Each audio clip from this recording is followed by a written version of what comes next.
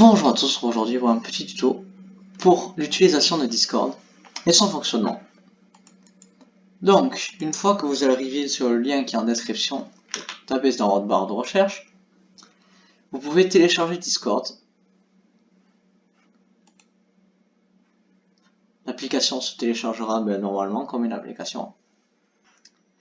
Pendant le temps de téléchargement, vous pouvez créer un compte. Donc là, une fois que vous avez téléchargé Discord, bon, là normalement à gauche vous avez rien, mais une fois que vous avez connecté et tout, vous avez rien parce que c'est la première fois quoi. Et donc moi j'ai déjà c'est un logiciel que j'utilise. Donc ce que vous pouvez faire, c'est soit on a déjà créé un Discord et donc vous le rejoignez, soit vous en créez un en allant là-dessus. Et là vous allez ou créer un serveur ou rejoindre un serveur. Mais là dans ce tutoriel, je vais plutôt parler de comment rejoindre un serveur et comment se passent les vocales dessus. Donc là j'ai le serveur de ma classe, je suis déjà connecté, je vais me déconnecter. Donc l'application elle se passe comme ça, je sais pas si selon les couleurs aussi. Ah non, je vais peut-être commencer par là. Donc là si vous cliquez sur l'accueil, vous avez vos amis, donc ceux en ligne. Là j'ai tous mes amis qui sont en ligne. Tous, c'est tous les amis en attente de ce que j'ai demandé mais qui ne m'ont toujours pas répondu. Vous avez les amis bloqués ou vous pouvez ajouter un ami en recherchant son utilisateur. Par exemple moi. Voilà. Et vous ferez envoyer une demande d'amis. Hop, impeccable. Donc Nitro ce n'est pas important, c'est un service en plus de Discord, ce n'est pas le plus important. En dessous vous avez les messages privés. Donc là par exemple j'ai avec un ami, voilà je lui parle. Et le message privé si je veux lui écrire, je peux lui écrire. Donc il voit mes messages tranquillou, on discute, voilà. Donc, à part ça, puis une fois que vous êtes sur un Discord, comment ça se passe? Et là il y a plusieurs chats. Donc là par exemple je vais dans Général. Là on voit par exemple, lui il a rejoint ce serveur mardi dernier. C'est quand vous rejoignez un serveur, il y aura un message comme ça aléatoire qui s'affiche. Ce que vous pouvez faire, vous pouvez écrire. Voilà. Moi comme je veux être propre, je vais supprimer le message. On supprime le message en allant en haut à droite sur plus. On clique dessus, on marque supprimer le message, on peut aussi l'épingler ou marquer comme non lu, c'est-à-dire qu'on s'est arrêté de lire les messages à partir d'un certain endroit. Donc, comment se passent les vocaux Discord? Parce que c'est surtout ça le plus important. Donc vous pouvez aller sur, par exemple là je vais dans Meeting. Voilà, j'ai cliqué dessus directement mon compte, il s'est connecté et il s'est mis dans le salon. Donc à partir du vocal je peux me rendre muet avec ce bouton. Donc là je peux me muter, ça fait un petit bruit, et si quelqu'un d'autre était dans la conversation il ne m'entendrait plus. Et si j'appuie sur mettre en sourdine, ça veut dire que moi aussi je n'entends plus personne qui est dans la conversation. Je ne peux pas, comment dire, mettre en sourdine et en gardant ma voix. Donc c'est-à-dire que ça fait obligatoirement les deux. Je suis obligé de soit que ne pas parler, enfin soit qu'on ne m'entend pas, soit que je n'entends pas et je ne peux pas parler.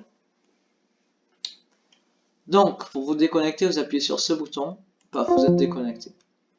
Alors pour avoir les paramètres de votre compte, vous cliquez là, paramètres d'utilisateur. Vous avez plusieurs trucs, compte, identifiant sécurité, application autorisée. Bref, pas mal de choses. Vous avez surtout voix et vidéo qui peuvent être utiles selon si votre périphérique d'entrée est pas bien enregistré.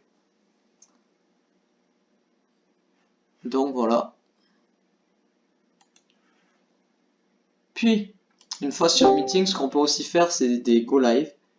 Go Live, ça veut dire que je vais partager mon écran et toutes les personnes qui seraient connectées pourront le voir. Je vous montrerai, bien sûr, c'est le salon que je choisis, etc. Je passe en direct et là, ça me fait hop, un petit écran là. Ça, c'est ce que si quelqu'un a été connecté dessus mon serveur, il verrait ça. Je vais vous montrer, là, juste maintenant, je fais juste une petite coupure et je vais vous montrer comment ça se passe avec plusieurs élèves. Donc là, voici Alors voilà, le direct du cours de maths. la linéarité de Moi, je vous l'intégrale, montre c'est quoi? C'est le ça fait se que passe quand bien. on additionne à l'intérieur, en fait, ça se transforme parfaitement en addition à l'extérieur. Ouais. D'accord? Ouais, ça on l'a, ça, ouais. Ça, vous l'avez aussi. Et pareil, quand vous multipliez à l'intérieur, par un nombre réel, attention, pas par une fonction. Si vous multipliez par un nombre, le nombre, vous avez le droit de le sortir. Oula. La positivité, ça c'est important, mais en même temps c'est très simple à comprendre. C'est-à-dire que si vous avez une fonction qui est positive, donc si sa courbe elle est au-dessus de l'axe des abscisses, sur AB, et bien en fait, vous avez le fait que l'intégrale est positive. Ok. D'accord ? Et c'est exactement la même chose si f est négative, l'intégrale. C'est bon ? Oui, merci. Voilà, ça c'est 3 propriétés centrales, mais en fait qui sont limite instinctives. C'est-à-dire que vous pouvez les utiliser, même si vous auriez pu les utiliser, je suis quasiment sûr, même si je ne vous les avais pas données. Alors, ensuite, du coup, c'est la raison pour laquelle je vous fais le cours aujourd'hui, c'est que c'est cette propriété 10, c'est-à-dire que si vous avez deux fonctions continues positives avec tout le temps f qui est en dessous de la courbe de f qui est en dessous de g, donc f de x qui est inférieur à g de x. Alors, en fait, vous avez ce truc-là, le fait que l'intégrale de f, elle va être plus petite que l'intégrale de g. Et l'aire qui est comprise entre les deux courbes est représentée par quelle intégrale, à votre avis ? L'intégrale de f, non? Alors, c'est presque ça. L'aire qu'il y a entre les deux. Dx? Non. F moins G ou un truc comme ça. J'ai pas Exactement. compris la question. C'est ça. L'aire qu'il y a entre les deux courbes. Hop, ouais, si je vais vous montrer le. Ah oui, sur la courbe, j'avais pas regardé sur la courbe. Donc là, si tu vois sur l'intervalle 0,1, Oui. la fonction c'est g de x égale x, et sinon ça, comment dire, tu peux changer l'écriture sans que ça varie. Et des fois, quand tu changes l'écriture, quand tu changes un tout petit truc, ça veut plus du tout dire la même chose. Oui, c'est ça qui est complexe en soi, parce qu'on a peur quand on change un truc, que ça vienne complètement faire varier la même chose. C'est pour ça qu'il faut bien maîtriser nos opérations. Et pour répondre à la question de Louis-Pierre, on remplace d'abord x par 1, parce que c'est la borne du haut, et ensuite, on remplace x par 0, parce que c'est la borne du bas. Et quand tu fais 1 demi fois 0 au carré, ça fait 1 demi fois 0, ça fait 0. Moins 1 tiers fois 0, ça fait 0 aussi. C'est bon, Louis-Pierre ?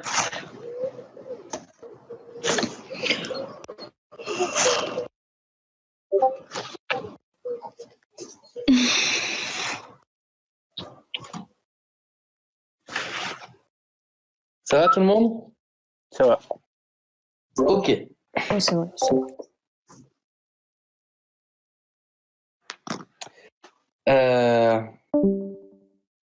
Hop.